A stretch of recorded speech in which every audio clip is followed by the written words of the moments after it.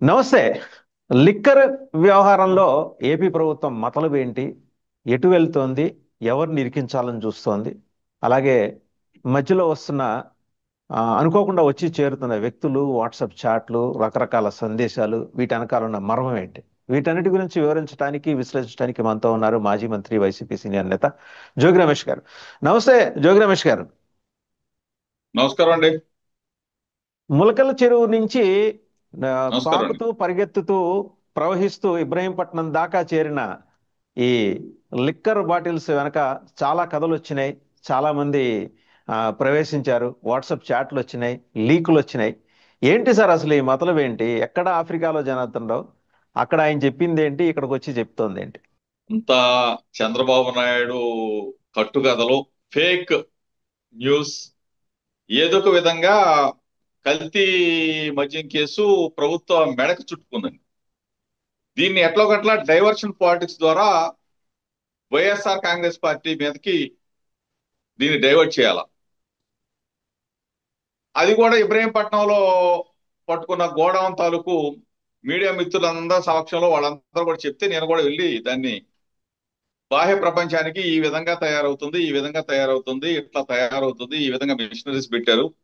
ఈ మిషనరీస్ ద్వారా ఈ విధంగా బాటిలింగ్ అవుతా ఉంది. నారావారి సారా రాష్ట్రం మొత్తం ఏ విధంగా ఏరులైపోతుందన్న విషయాన్ని నేను బహిర్గతం చేశాను. దానికి పాపం చంద్రబాబు నాయుడు జీర్ణించుకోలేని పరిస్థితుల్లో జోగి రమేష్ ని దీంట్లో ఇరికించాలా. ఎందుకంటే ఇబ్రహీంపట్నం ప్రాంతం అనేసరికి ఇబ్రహీంపట్నంలో కొంతమంది ఎవడో వెళ్ళి చంద్రబాబు నాయుడుకి ఏదో చెప్పుంటారు ఆ లోకేష్ కి. దాన్ని మనం ఏం చెప్పేసి పప్పులో కాలేశారు. పప్పులో కాలేసిన తర్వాత ఈరోజు ఏం చేయాలి, ఏదో ఒక విధంగా ముందుకెళ్ళాలా. ఆ జనార్దన్ రావుని మీరు మీరు చూసే ఉంటారు మొత్తం కూడా. దక్షిణాఫ్రికాలో ఉన్నాడు, ఫోన్ లో మాట్లాడాడు, ఫోన్ లో మాట్లాడి మళ్ళీ వచ్చాడు. గన్నవరంలో రెడ్ కార్పెట్ తో స్వాగతం చెప్పారు, తీసుకెళ్లారు, ఇంట్రాగేషన్ చేశారు, కోర్టులో సబ్మిట్ చేశారు, రిమాండ్ రిపోర్ట్ సబ్మిట్ చేశారు. రిమాండ్ రిపోర్ట్ లో ఎక్కడ కూడా మా పార్టీకి సంబంధించి కానీ నాకు సంబంధించి కానీ ఎక్కడా కూడా అతను చెప్పిన దాఖలా లేవు. ఆ తర్వాత కోర్టులో ఏమన్నా అతను చెప్తాడంటే అది లేదు. ఆ తర్వాత రిమాండ్ లోకి వెళ్ళాడు. రిమాండ్ లోకి వెళ్ళిన తర్వాత శనివారం అనుకుంటే రిమాండ్ లోకి వెళ్ళాడు. ఆదివారం నాడు చంద్రబాబు నాయుడు గారు ఒక మీటింగ్ పెట్టారు. మీటింగ్ పెట్టి విస్తుపోయే నిజాలు బయటకు వస్తాయని చెప్పేసి పేద ప్రగల్భాలు పలికాడు. ప్రగల్భాలు పలికిన తర్వాత నెక్స్ట్ డే మండే ఈ జనార్దన్ రావు ఒక వీడియో మాట్లాడినట్టు లీక్ చేశారు. ఒక పక్కేమో జనార్దన్ రావు ఫోన్ ఏమో ముంబైలోనే ముంబైలోనే పోయింది అన్నారు. ఓ పక్కనేమో ఆ వీడియో రికార్డ్ చేసింది ఎవరో సిట్ అధికారులు చేశారా, పోలీస్ అధికారులు చేశారా, ఎక్సైజ్ అధికారులు చేశారా, లేదు చంద్రబాబు నాయుడు చేశాడా, లోకేష్ చేశాడా, ఎవడు చేశాడో తెలియదు. ఆ వీడియో ఒకటి బయటికి పంపించారు. పంపించిన తర్వాత కరెక్ట్ గా మీకు అర్థమైపోయి ఉంటది కదా అక్కడ భాష, ఎవరు చెప్పించారు, ఏం చెప్పించారు, ఏంటి అనేది. ఆ పరిస్థితిలో ఒక 2 రోజులు ఆగిన తర్వాత ఒక వీడియో చాట్ జోగి రమేష్ తో జనార్దన్, ఎరా బాబు నా ఫోన్లు ఇస్తా, నా ఫోన్లు మొత్తం మీకు కూడా సరెండర్ చేస్తా అని చెప్పేసి నేను కూడా వెళ్ళి పోలీస్ కమిషనర్ గారికి ఇది ఫేక్ న్యూస్ ని ప్రచారం చేస్తారని ఒక కంప్లైంట్ కూడా ఇవ్వడం కూడా జరిగింది. ఇవన్నీ కూడా జరుగుతున్న పరిస్థితులు నేను ఏం చెప్పాను, చంద్రబాబు నాయుడికి లోకేష్ కి నేను రెడీ, దేనికైనా రెడీ అని చెప్పారు. లై డిటెక్టర్ టెస్ట్ కానీ, లేదు తిరుమల వెళ్దామన్నా కానీ, లేదు కనకదుర్గమ్మ గుడి దగ్గరికి వెళ్దామన్నా కానీ, లేదు ఎక్కడికి అవసరం లేదు నా ఇంటికి రమ్మంటే నేనన్నా వస్తాను, నా భార్య బిడ్డలు సాక్షి తీసుకొని వచ్చి నేను ప్రమాణం చేస్తాను, నువ్వు చేయవయ్యా అని చెప్పి అడిగాను. ఇంతవరకు సమాధానం లేకపోగా బాధ్యత రాహిత్యంగా చట్టం తన చేతిలో ఉందని చెప్పేసి చట్టాన్ని చుట్టంగా వాడుకుంటున్న చంద్రబాబు నాయుడు ఒక సిట్ అంటాడు. సిట్ వల్ల ఏమవుతుందండి? సిట్ అధికారులు కూడా చెప్పాను నేను, నిజంగా నిజంగా దీంట్లో ఎవరైనా ఇన్వాల్వ్ అయితే దాన్ని వాళ్ళని శిక్షించండి. అకారణంగా చంద్రబాబు నాయుడు చెప్పాడనో లోకేష్ చెప్పాడని చెప్పేసి మీరు సిట్ అంటే సిట్టు, స్టాండ్ అంటే స్టాండ్, కూర్చోమంటే కూర్చొని, పడుకోమంటే పడుకుంటే మాత్రం మీకు కుటుంబం ఉంది, మీకు పిల్లలు ఉన్నారు, పైన దేవుడు ఉన్నాడు. ఏదన్నా పొరపాటు చేస్తే మీకు మొట్టికాయలు కూడా పడిపోతాయి చెప్పారు. ఇటువంటి రైట్ సార్. పరిస్థితుల్లో జోగి రమేష్ గారు, ఇంకొక విషయం. మీరు చెప్పండి. చంద్రబాబు గారి నివాసం దగ్గర చేసిన ఆ, అంటే వారు దాడి అంటారు, అక్కడ మీరు వెళ్ళి చేసిన నిరసన ప్రదర్శన దృష్టిలో వా- పెట్టుకుని ఇదంతా వాళ్ళేమో జరిగింది దాడి అనుకోవచ్చా? అంటారు, నేనేమో నిరసన అంట. అవును. చంద్రబాబు నాయుడు ఏమో నా ఇంటి మీద దాడి చేశాడు అంటాడు. నేనేమో దాడి కాదు బాబు చంద్రబాబు నాయుడు గారు, నేను నీ ఇంటి దగ్గరికి వచ్చి నిరసన తెలియజేయడానికి వచ్చానంట. మీ దాని గురించి కూడా క్లారిటీగా తెలుసు, ఈ రాష్ట్రంలో ఉన్న ప్రజలందరికీ తెలుసు. ఆ రోజు అయ్యన్న పాత్రుడు ఇష్టం వచ్చినట్టు మాట్లాడితే అమ్మనా బూతులు తిడతా ఉంటే గౌరవ ముఖ్యమంత్రి జగన్మోహన్ రెడ్డి గారిని ఉద్దేశించి మనసు తట్టుకోలేక, చంద్రబాబు నాయుడు 45 సంవత్సరాల సీనియారిటీ ఉంది, అటువంటి అయ్యన్న పాత్రను ఏదైనా కొంచెం పిలిచి మొట్టికాయలు ఇస్తాడేమో మందలు వేస్తాడేమో అని చెప్పేసి ఉద్దేశంతో నిరసన తెలియజేయడానికి వెళ్ళి అని చెప్పి పదే పదే పదే 100 సార్లు చెప్పారు. దాని మీద ఎగైన్ మళ్ళీ వీళ్ళు ప్రభుత్వం అధికారంలోకి వచ్చిన తర్వాత ఆ కేసును తీయటం, ఆ కేసును తోడటం, సుప్రీంకోర్టు దాకెళ్ళి సుప్రీంకోర్టులో రిలీఫ్ ఇచ్చారు నాకు. అంటే అక్కడ కూడా వీళ్ళ వీళ్ళ పెద్ద మనుషులు, వీళ్ళ లాయర్లు ఏ విధంగా ప్రవర్తించారంటే, జోగి రమేష్ ఒక్కడనే అరెస్ట్ చేయండి అనే స్థాయికి దిగజారిపోయారు. అంటే ఆ కక్షను పెట్టుకొని ఈ రోజున ఈ నెపం అంతా కూడా, ఈ బురద అంతా కూడా జోగి రమేష్ మీద బురద చల్లాలా, వైఎస్ఆర్ కాంగ్రెస్ పార్టీ మీద బురద చల్లాలా. దీనికి పూర్తి స్థాయిలో వారం నుంచి నేను చెప్తానే ఉన్నా. ఇక్కడే ఉన్నా, ఇక్కడే కృష్ణా జిల్లాలో ఉన్నా, ఇబ్రహీంపట్నం గడ్డ మీద ఉన్నా, ఎక్కడికి వెళ్ళే ప్రసక్తే లేదు, నేను ఏ తప్పు చేయలేదు, ఎక్కడికి రమ్మన్నా వస్తానని చెప్పి చెప్తా ఉన్నా. అయినా కానీ ఇంతవరకు ఏదో ఒక రూపేణ ఎక్కడో ఒక చోట ఏదో ఒకటి ఆ అబద్ధాలు సృష్టించాలా, మళ్ళీ ఎన్ని కూడా తతంగం జరగాల. ఈ ఫోటోలు ఏంటి సార్? ఈ దేనికైనా మీ ఇద్దరు కూర్చున్న ఫోటోలు కూడా అంటే అంటే రోజుకొక ఇది చూపించాలి, ఎవిడెన్స్ చూపించాలనే ఉద్దేశంలో భాగంగా అసలు మీ ఇద్దరు కలిసి ఆ కూర్చున్న ఫోటోలు రిలీజ్ చేశారు. అసలు అసలు మా ఊరేదండి ఇబ్రహీంపట్నం. ఇబ్రహీంపట్నంలో పుట్టిన ప్రతి వాడు నేను ఎప్పటి నుంచి ఉన్నా రాజకీయాల్లో నిక్కర్లు వేసుకున్న దగ్గర నుంచి ఉన్నా. ఇబ్రహీంపట్నంలో పుట్టిన ప్రతి ఒక్క వ్యక్తి నాకు తెలుసు. ఇప్పుడు వాళ్ళు ఏదో పెళ్లికి పిలుస్తారు, అది ఎప్పుడు 12 సంవత్సరాల క్రితం ఫోటో తీశారు. చంద్రబాబు నాయుడు ఏం దొరకలా, లోకేష్కి ఏం దొరకలా. 12 సంవత్సరాల క్రితం ఫోటో అంటే నేను కూడా చూడలే, ఇప్పుడు ఈ పేపర్లో వచ్చిందని అంటున్నారు. 12 సంవత్సరాల క్రితం వాళ్ళ ఇంట్లో ఏదో పెళ్లికి పిలిస్తే నేను వెళ్తే, నా వయసు ఎంత, అతని వయసు ఎంత ఒకసారి కనుక్కోండి. నేను ఎక్కడ చదువుకున్నాను, అక్కడెక్కడ చదువుకున్నా కనుక్కోండి. ఇంత దుర్మార్గంగా పనికిమాలిన వాళ్ళు పనికిమాలిన చేస్తారు తప్ప, ఫోటో దొరికితే పేపర్లో వేయటం, ఇలాగే ఆ ఫేక్ వీడియో చాట్లు తీయడం, పేపర్లో వేయటం, ఫేక్ వీడియోలు సృష్టించడం, పేపర్లో ఈ టీవీలకు ఇచ్చే, ఇది ఫేక్ గాళ్ళ ప్రభుత్వంలా ఉంది ఇది చంద్రబాబు నాయుడు పరిపాలన. ఫేక్ ఫేక్ ఈ ఫేక్ రోజు ఏమి ఉదయం లేదండి. పోలీసు సంస్మరణ దినం సందర్భంగా కూడా గౌరవ ముఖ్యమంత్రి గౌరవ చంద్రబాబు గారు మాట్లాడుతూ ఆయన ఒక మాట అన్నారు. ఉమ్, సోషల్ మీడియా ఉమ్, కేసులు, ఈ ఈ ఫేకింగ్ వ్యవహారాలు, వీటి మీద చాలా సీరియస్ దృష్టి పెట్టాలని చెప్పి ఆయన సీరియస్ గానే చెప్పారు ఆఫీసర్స్ కి. ఇప్పుడు మీరు చెప్తున్నది కూడా దిస్ ఫాల్స్ అండర్ ఈ ఫేక్ క్రియేషనే కదా, మరి ఈ కేసును కూడా వాళ్ళు సీరియస్ గా తీసుకునే అవకాశం ఉందా? తీసుకోవాలి కదా. చంద్రబాబు నాయుడుకి ఒక చట్టం, నాకు ఒక చట్టమా? లోకేష్కి ఒక చట్టం, నాకు ఒక చట్టమా? అంటే నా మీద ఫేక్ గా సృష్టించిన వాళ్ళ మీద వాళ్ళు చర్యలు తీసుకోరా? ఇప్పుడు ప్రభుత్వం అధికారులందరూ కూడా చెప్తా ఉన్నాం, డీజీపీ గారు ఒక మంచి వ్యక్తి, వాళ్ళకు కూడా చెప్తా ఉన్నాం. ఏదో చంద్రబాబు నాయుడు గారు అధికారంలో ఉన్నాడు, ఈ 2 సంవత్సరాలు అయిపోయింది, ఇంకో 2 సంవత్సరాలు ఉంటాడు, చంద్రబాబు నాయుడు చెప్పింది చేద్దామంటే దయచేసి ఇది మంచి పద్ధతి కాదండి. చట్టం అనేది అందరికీ సమానంగా ఉండాలి. లేదు, ఆ చట్టాన్ని చంద్రబాబు నాయుడు గారు చుట్టంగా చేసిస్తే ఇక మేమేం చేయలేం. మేము న్యాయ పోరాటం, ప్రజా పోరాటం కామనే కదా ఇదంతా. దీంతో పాటు సార్, ఇప్పుడు ఆయన ఒకటి చెప్పాడు, మీరు 3 కోట్ల రూపాయలు ఆఫర్ చేశారట. జస్ట్ 3 crores కోసం తను మొత్తం తన వ్యాపారాన్ని పణంగా పెట్టుకుంటాడండి. ఓకే, 3 కోట్లు అసలు ఆడేవాడండి బాబు, సామాన్యులకి పెద్ద మొత్తం వాడు మూడు కావచ్చు, అంత కోట్లే. పెద్ద వ్యాపారం కదా అది ఆయనది. కాదు, వాడు ఇబ్రహీం ఉమ్, పట్నంలో పుట్టినంత మాత్రాన వాడు వ్యాపారం చేసుకోవడం నాకు అతనికి సంబంధం. ఇప్పుడు చంద్రబాబు ఉమ్, నాయుడు తాబేదారులు ఆ జయచంద్రారెడ్డి, ఆ జయచంద్రారెడ్డి పిఏనో లేకపోతే ఆ పిఏ ఎవడో కూడా ఈడు తాబేదారులు తప్ప మాకేం సంబంధం? మేము వ్యాపారాలు ఉమ్, చేసామా? ఉమ్. ఆ వాడి వయసు ఏంటి, మా వయసు ఏంటి?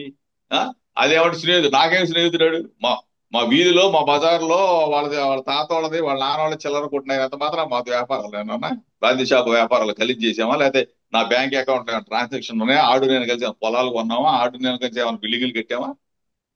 తప్పు కదా.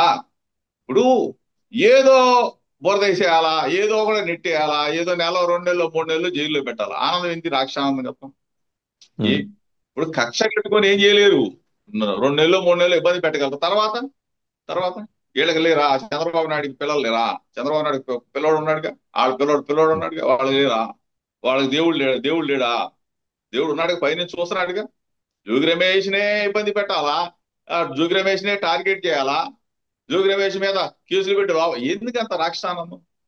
ఎవడన్నా ఉమ్, నిజంగా నేను పట్టుకున్నా నారావారి సారా ఇది ఇట్లా ఉందా అని చెప్తే నువ్వు ఏం చేయాలా?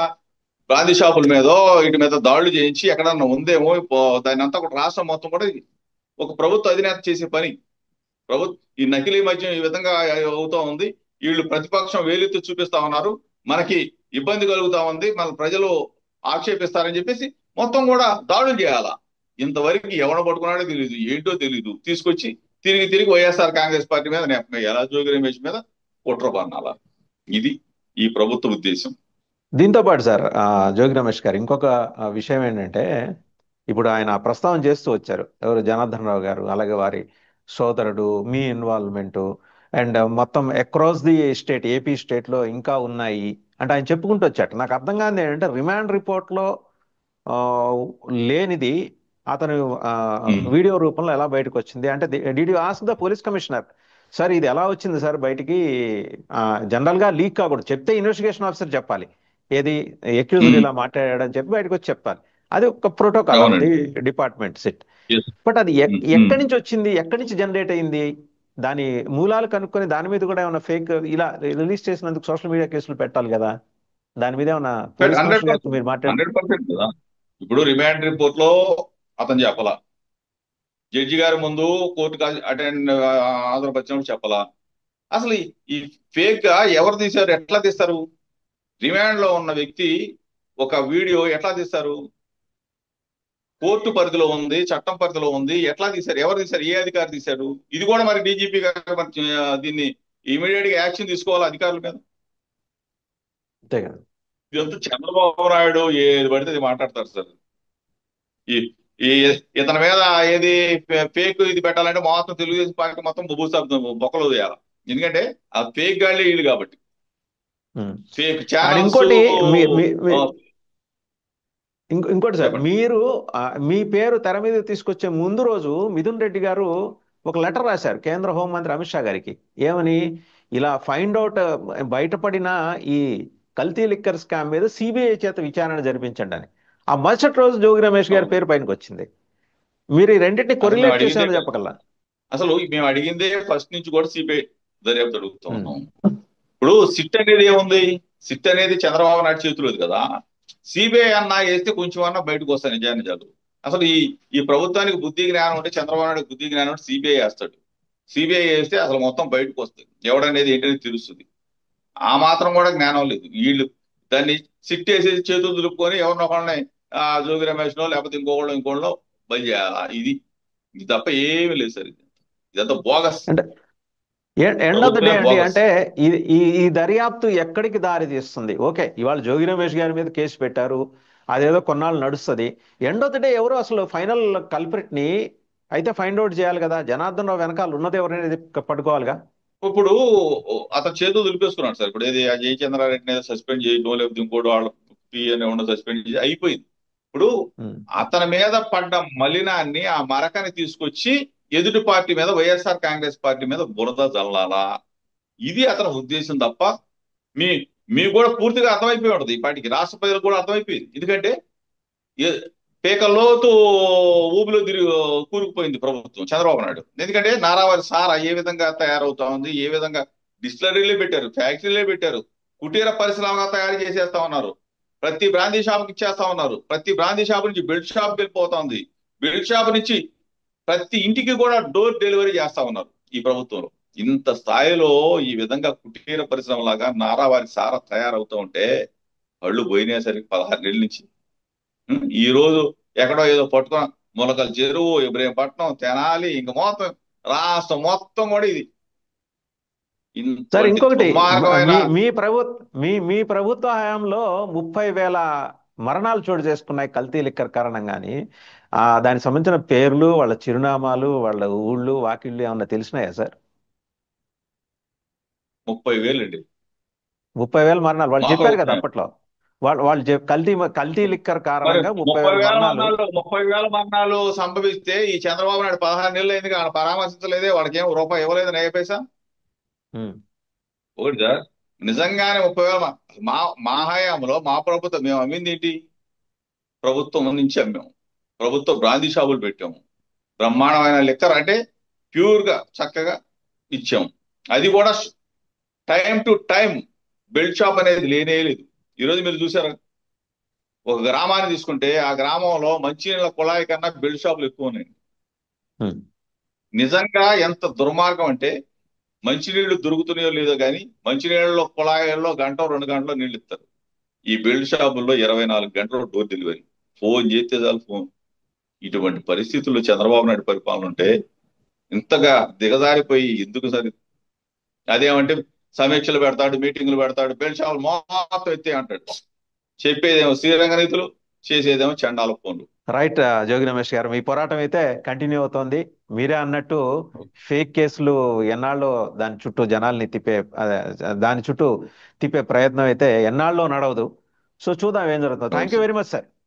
Thank you. ఓకే, నమస్కారం అండి.